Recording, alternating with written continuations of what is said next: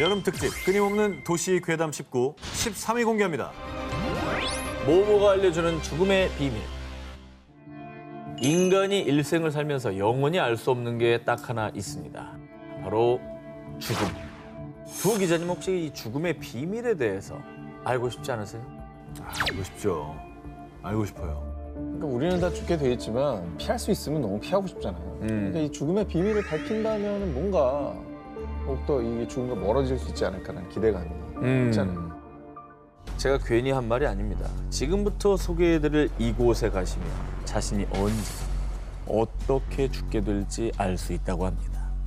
다만 안전은 보장 못합니다.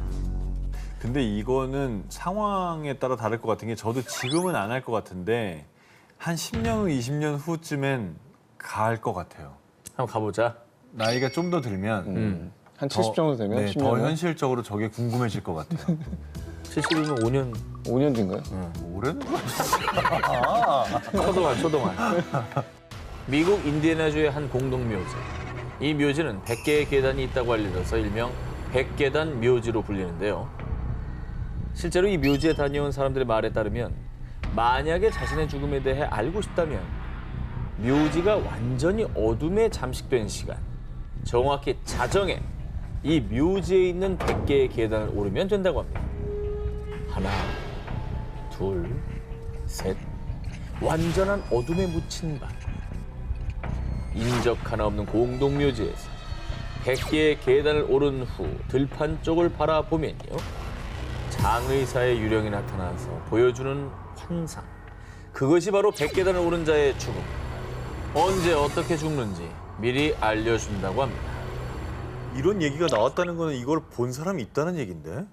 그런데 여기서 끝이 아닙니다.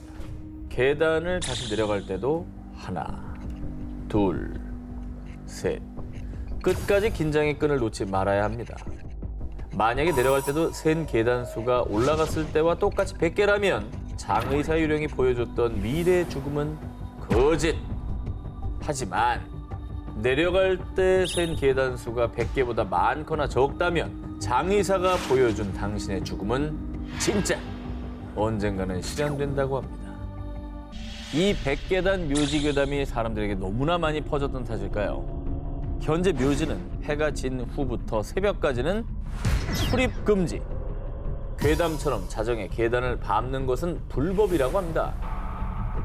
게다가 현재 묘지의 계단은 공사를 거쳐 총 60여 개의 계단만 남은 상태라고 하니까요. 이 괴담의 진실은 영영 알 수 없게 됐다고 합니다. 죽음을 미리 보여준다는 공포의 100계단 묘지 괴담. 과연 당신의 죽음은 언제 어떻게 찾아올까요? 여름 특집 끊임없는 도시 괴담 19 10위 공개합니다. 일본 모모의 하나코. 절대로 하나코를 불러서는 안 돼. 이번 괴담은 아주 오래전부터 일본 초등학생들 사이에서 전설처럼 전해지는 괴담입니다. 일본 초등학생들을 공포에 떨게 한 하나코의 정체 지금부터 알려드리겠습니다. 방과 후 활동이 늦게 끝나 텅 빈 교실에 혼자 남아있던 키코는 잠깐 화장실만 들렀다 집에 가려고 했는데요. 왜 학교에 혼자 남아? 꼭 이런 얘기 그렇더라. 자기 혼자 남아가지고 뭐 귀신 보고 막. 화장실 혼자 가는 건 참아야 돼요. 네. 교실에서 가장 가까운 3층 화장실을 이용한 키코. 그런데 뭔가 이상했습니다. 분명 키코가 화장실에 들어갈 땐 모든 화장실 칸이 열려 있었는데 나오고 보니 화장실 세 번째 칸의 문이 굳게 닫혀 있었던 겁니다. 친구일까 싶어 말을 걸었지만 돌아오는 답은 없었고요. 오싹한 기운을 느낀 키코는 서둘러 화장실에서 나오려고 했는데요. 그런데 정말 이상하게도 복도와 연결된 화장실 문이 열리지 않는 겁니다. 아 어떻게 갇혔네. 그러니까. 키코는 불현듯 혼자 있는 늦은 밤 학교 3층 화장실 세 번째 칸에서 하나코가 나온다는 이야기가 떠올랐습니다. 혹시 너 하나코야? 하나코의 이름을 조심스럽게 부르자 화장실 안에서 들려오는 의문의 소리. 그리고 잠시 후 세 번째 칸 화장실 문이 열리면 나타난 빨간 치마를 입은 의문의 정체. 바로 하나코였습니다. 어우 주저앉았겠다. 아우 아 발이 돼. 진짜 아무것도 안 나와도 밤에 혼자 화장실 가는 것도 무섭거든요, 사실. 근데 하나코가 뭔가 화장실과 좀 사연이 있나 봐요. 그렇습니다. 1879년생으로 알려진 소녀 귀신 하나코.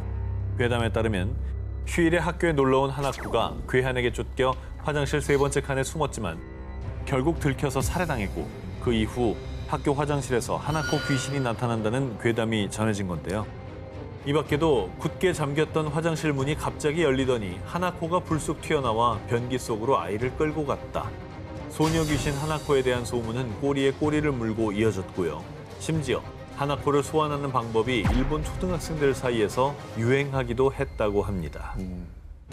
먼저 하나코를 부르기 위해 아무도 없는 화장실에서 빙글빙글 13번을 돈 뒤 3번째 칸 앞에 서서 똑똑 똑똑. 하나코 거기 있니? 나 여기 있어. 하나코가 답을 한다고 하는데요.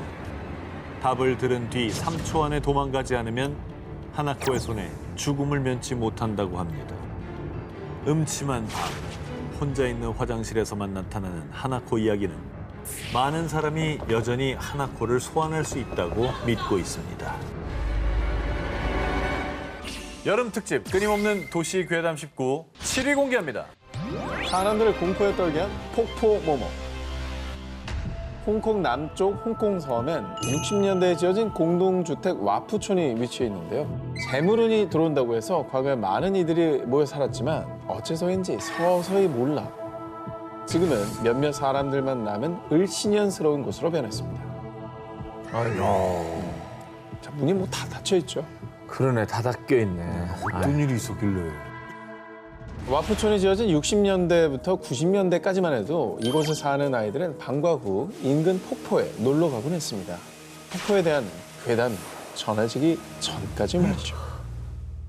1980년대 어느 날 여느 때처럼 이 폭포에 놀러 간 아이들은 그곳에서 세수 중이던 한 여인을 목격했는데요.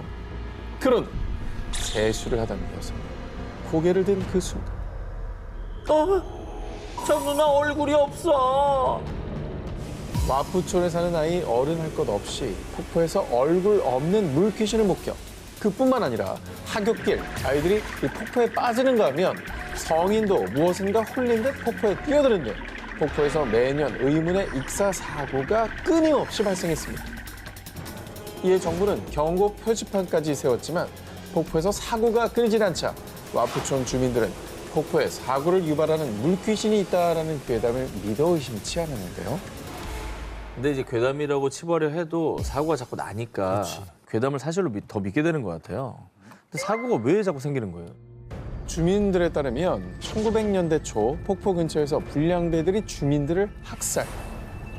그리고 와푸촌 터는 태풍 피해자들의 시신을 묻거나 일제강점기 시절 공동묘지로 쓰였다는데요.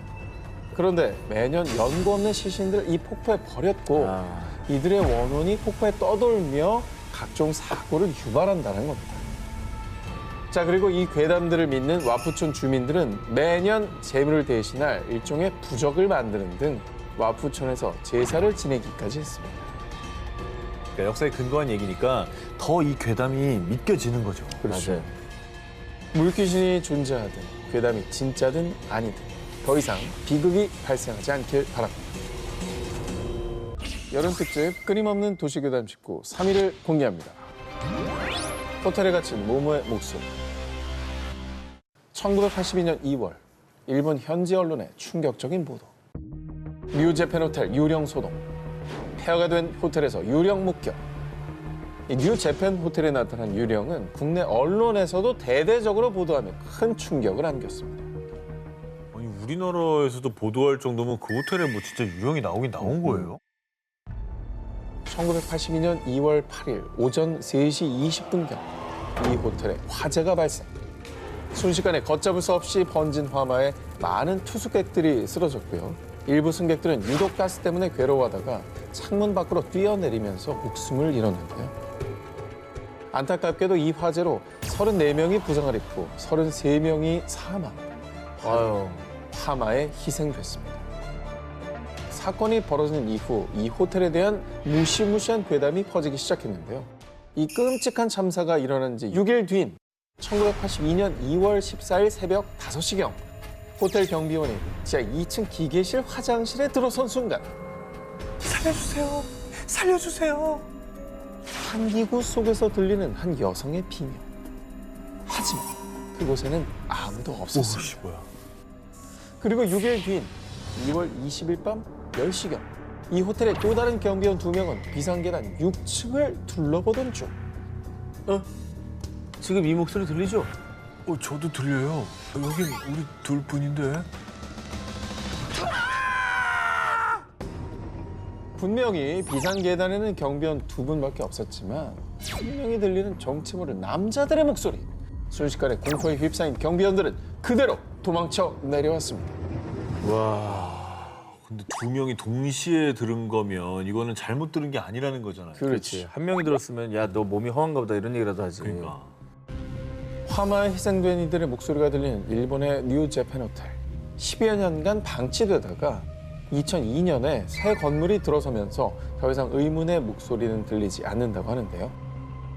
화재로 폐허가 된 호텔에서 들리던 유령의 목소리. 정말 그 목소리는 화재로 희생된 이들의 피 맺힌 절규였을까요? 이제는 부디 그 끔찍한 기억에서 벗어나 편히 쉬고 있기를 바랍니다. 여름 특집 끊임없는 도시 괴담 19 2위를 공개합니다. 모모가 사는 저수지. 2013년 9월 낚시꾼들의 성지로 알려진 경기도의 한 저수지. 밤낚시를 즐기던 A씨가 대어를 잡고 기뻐하던 그때 어? 잠깐, 저게 뭐지? 저수지 한가운데서 무언가를 목격한 A씨. 밤에 저수지 한가운데서 뭘 목격해요? 무슨 뭐 괴물 이런 거 떠 있었나? 저수지 한가운데 우뚝 서 있는 의문의 흰색 물체. 네? 사람의 형상이었지만 그것은 좋게 2.5m는 넘어 보였는데요. 긴 머리 사이로 A씨를 빤히 쳐다보던 두 눈! 죽음의 공포를 느낀 A씨는 황급히 도망쳤습니다. 2.5m는 뭐예요? 서장훈보다 더 큰 거. 서장훈보다 크죠. 네. 뭐야? 물귀신인가? A씨가 이 귀신 목격담을 온라인 커뮤니티에 올리자 달린 댓글. 헐, 저도 와이프와 새벽에 낚시하다가 오싹한 경험했어요. 또 그분이 나타나는군요. 한동안 낚시는 못 가겠네요. 뭐야? 이 저수지는 물귀신이 자주 출몰하는 곳으로 이미 유명했습니다. 아니 위령제도 올렸었나 봐요. 왜요? 그러니까 그분이 나타나니까 아. 위령제도 올렸었고 그래서 안 나타났었는데 이제 다시 돌아오신 것 같다. 이제 효력이 떨어지면서 네, 뭐 이 얘기인 건데 조만간 목격하신 분 또 나오실 것 같네요라고 하는 거 보니까 맨 밑에 봐요. 한동안 낚시 못 가겠네요. 그러니까 여기 아예 그냥 터네 터. 터줏대감이신데? 2015년 6월 또 다른 낚시꾼 B씨에 따르면 이 저수지에서 낚시를 하던 중 갑자기 목이 없는 하얀 형체가 물 위에 나타나더니 B씨를 향해 다가왔다고 합니다. 이 그림이요. B씨가 목격한 귀신이 나타나는 곳을 그린 사파라고 합니다. 저거 그릴 정도면 그렇죠. 굉장히 구체적이죠. 이거 진짜인 것 같은데 이거는. 이 저수지에서 실제로 발생한 사건. 저수지에서 20대 숨진 채 발견. 저수지에서 4인 가족 동반 자살. 이 저수지에서 유난히 사건 사고가 많이 발생을 해서요. 일각에서는 그 죽은 원혼들이 저수지에 떠돌고 있는 게 아닐까 추측했는데요. 그런 가운데 2015년 해당 저수지는 수질오염 방지를 이유로 낚시 금지 구역으로 지정, 사람들의 발길을 차단했습니다. 그 안 좋은 소문이 막 퍼지니까 닫아버렸구나. 이유가 어쨌든지 간에 이제 금지구역이라고 하니까 가지 말아야죠. 여름 특집 끊임없는 도시괴담 19 18위와 1위 헤드라인 공개해 주시기 바랍니다.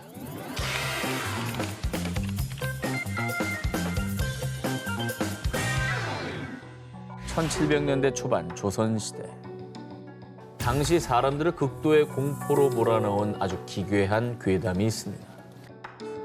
아니 옆 동네 박씨 집에서 또 애가 없어졌다며? 아휴, 올해 들어서만 대체 몇 번째야. 아니 불안해서 애들을 두고 어디 일도 못 가겠다니까. 그 당시 어린아이들이 갑작스레 사라지는 경우가 비일비재했다는 겁니다. 야, 이거 뭐 애들이 납치당한 거예요? 그러니까 뭐 인신매매 같은 게 있었나? 아이들이 갑자기 사라진 이유가 무엇이냐? 당시 조선 일대에 파다했던 소문. 사라진 애들은 아주 사악한 주술에 희생당한 거래. 이 사악한 주술, 일명 연매에 관한 이야기는 조선 후기 실학자 성호 이익이 천지만물 등에 쓴 저서 성호사설 제5권에 자세히 적혀 있습니다. 연매는 주로 무당들이 어린아이를 납치하는 곳에서부터 시작. 배가 고파요. 밥 좀 주세요. 납치한 아이는 겨우 명을 붙잡고 있을 만큼만 아주 조금씩 음식을 줘서요. 살이 쪽 빠질 때까지 방치. 그렇게 아이가 바짝 마르다 못해 죽기 직전까지 이르렀을 때 이제 때가 왔군. 아가, 여기 음식 있으니까 마음껏 먹으렴. 맛있는 냄새가 솔솔 풍기는 음식을 넣은 작은 죽통을 아이 앞에 두면요. 굶주림에 잔뜩 시달린 아이는 앞뒤 가리지 않고 죽통 안으로 달려든다는 것입니다. 그리고 아이가 음식을 먹기 위해 죽통 안으로 들어간 바로 그때 날카로운 칼로 아이를 찔러 빠르게 죽인 뒤 예? 아이의 원혼이 밖으로 빠져나가는 것을 막기 위해 곧바로 입구를 봉쇄. 배고픔과 갈증, 원한과 증오로 가득 찬 상태로 죽통에 매어 죽고만 어린아이의 원혼. 그리고 이런 주술 행위를 소위 연매라고 불렀던 것입니다. 너무 살벌하고 잔혹하고. 끔찍한 얘기다. 그러니까 이게 진짜 저서에 남아있는 내용이라는 거잖아요. 실제 있었던 얘기란 얘기죠. 그러니까 왜 한 거예요, 이런 짓을? 아하. 괴담에 따르면요, 이 잔혹한 연매는 주로 신기가 떨어져 능력이 없어진 무당들이 사용했다고 합니다. 연매를 한 무당이 동네 부잣집을 돌아다니면서요, 죽통에 가뒀던 원한에 찬 아이의 영혼을 풀어 사람들에게 각종 질병 등을 옮긴 뒤 가족을 살리고 싶은가? 내게 방도가 있네. 대신 그 대가는 두둑이 내놔야 할 걸세. 사람들이 무당에게 병을 낫게 해달라고 빌면 아이의 영혼을 다시 죽통 안으로 유인, 그 질병들을 낫게 했고요. 그 대가로 돈과 곡식 등을 챙겼다고 합니다. 더 나쁘네, 더 나빠. 사악하다, 진짜. 그러니까 아이를 죽인 것도 모자라서 그걸 이용해서 또 다른 사람에게 고통을 주고 이용을 했다는 거잖아요. 일부 무당들의 삐뚤어진 욕심에 잔혹하게 희생당한 아이의 영혼들은 억울함으로 원귀가 되어 부천을 떠돌았다고 합니다. 알려진 바에 따르면 당시 조선 팔도에 이 끔찍한 연매와 관련된 흉흉한 소문이 확산, 실제로 수많은 아이가 납치, 살해당하는 사건이 발생하자 이 연매를 금지하는 왕명이 내려지기도 했다고 합니다. 진실인지 거짓인지 모를 옛 기록에 남아있는 조선의 잔혹한 주술 연매. 제발 괴담 그뿐이길 바랍니다.